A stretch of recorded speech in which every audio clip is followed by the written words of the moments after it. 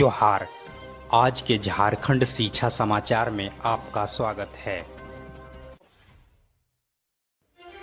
आज की पहली खबर के साथ राज्य में कक्षा 9वीं से लेकर 12वीं के लिए 21 सितंबर से स्कूल खुल सकते हैं। शिक्षा परियोजना परिषद ने इसे लेकर प्रस्ताव तैयार कर माध्यमिक शिक्षा निदेशालय को भेज दिया है। इस पर गृह कारा एवं आपदा प्रबंधन विभाग से सहमति ली जाएगी। केंद्रीय गृह मंत्रालय के द्वारा जारी दिशा निर्देश के तहत तैयार प्रस्ताव के अनुसार इन कक्षा के विद्यार्थी अपने इच्छा से केवल शिक्षकों से परामर्श लेने के लिए ही स्कूल आ सकते हैं। इस दौरान कक्षाएं संचालित नहीं होगी। विद्यार्थी को किसी विषय या सवाल के लिए हल करने की समस्या हो तो शिक्षकों से परामर्श ले सकेंगे। जो विद्यार्थी परामर्श लेने के लिए स्कूल आना चाहते हैं उन्हें अपने अभिभावकों का अनुमति पत्र अनिवार्य रूप से लेना होगा। इधर देश में बढ़ती बेरोजगारी और सरकार के भर्ती प्रक्रिया में लेट तकलीफ से परेशान बेरोजगार विद्यार्थी अब ताली और थाली बजाकर सरकार तक अपनी बात पहुंचाने का निर्णय लिया है।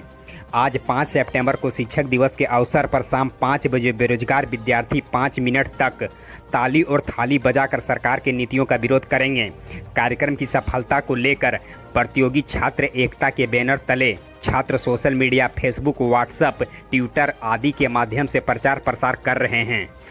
इसके साथ ही बता दें, आज 5 सितंबर को झारखंड राज्य के बेरोजगार विद्यार्थियों के द्वारा भी राज्य सरकार की नीतियों के खिलाफ #conduct4JPSC JSSC के साथ ट्विटर अभियान को चलाया जाएगा। राज्य सरकार के विभिन्न विभागों पर रिक्त पड़े पदों की नियुक्ति प्रक्रिया को ससमय संपन्न करने का मांग किया जाएगा।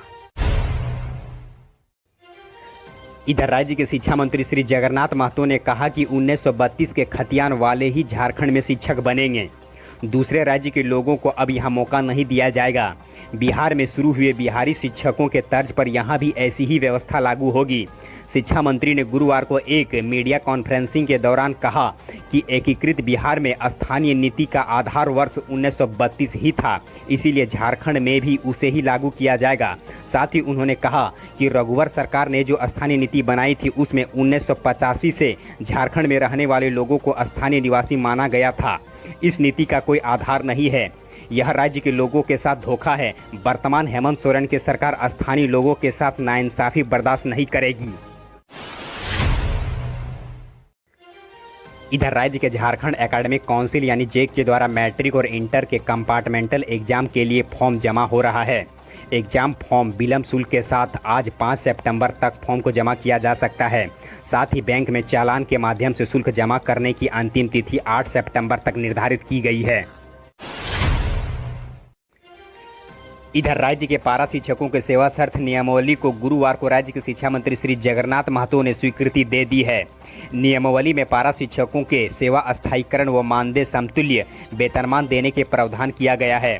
पारा शिक्षक अब 60 वर्ष की उम्र तक अपनी सेवा दे सकेंगे। उन्हें 5200 से लेकर 20,000 रुपया तक वेतनमान दिया जाएगा। शिक्षक पात्रता परीक्षा में सफल पारा शिक्षकों को वेतनमान पाने के लिए कोई परीक्षा नहीं देनी होगी। साथ ही बता दें, राज्य के शिक्षक पात्रता परीक्षा में लगभग 13,000 पारा शिक्षक सफल घोषित हुए हैं। शेष शिक्षकों के लिए परीक्षा का स्वरूप क्या होगा, इसके लिए विधि विभाग से राय लिया जाएगा। शिक्षक पात्रता परीक्षा में असफल रहे पारा शिक्षकों के लिए पात्रता परीक्षा ही प्रावधान रखा जाए या अलग से परीक्षा लिया जाएगा, इस पर अंतिम निर्णय विधि विभाग के परामर्श के बाद ही लिया जाएगा। इधर केंद्र सरकार और सुप्रीम कोर्ट के निर्देश के आलोक में राज्य के पॉलिटेक्निक कॉलेज के 6ठे सेमेस्टर और माइनिंग के 3रे वर्ष के विद्यार्थियों के लिए परीक्षा फॉर्म भरने की तिथि को तय कर दी गई है। झारखंड टेक्निकल यूनिवर्सिटी ने इस बाबत पर अधिसूचना भी जारी कर दी है। इसके तहत राज्य के डिप्लोमा में प्रथम से 6ठे सेमेस्टर समर परीक्षा 2020 के परीक्षार्थियों के द्वारा परीक्षा फॉर्म भरने की तिथि को 15 से 21 सितंबर 2020 तक तय कर दी है। परीक्षा शुल्क 1500 रुपये रखा गया है। साथ ही संस्थान के द्वारा परीक्षा आवेदन पत्र सत्यापित करने की तिथि 22 से 24 सितंबर 2020 तक निर्धारित कर दी गई है, जबकि प्रवेश पत्र डाउनलोड व परीक्षा आरंभ होने की तिथि अभी निर्धारित नहीं कर पाई है। इधर राज्य के मैट्रिक और इंटर पाठ्यक्रम में औसतन 40% की कटौती की जा रही है। हर विषय में पाठ्यक्रम में अलग अलग कटौती हो रही है।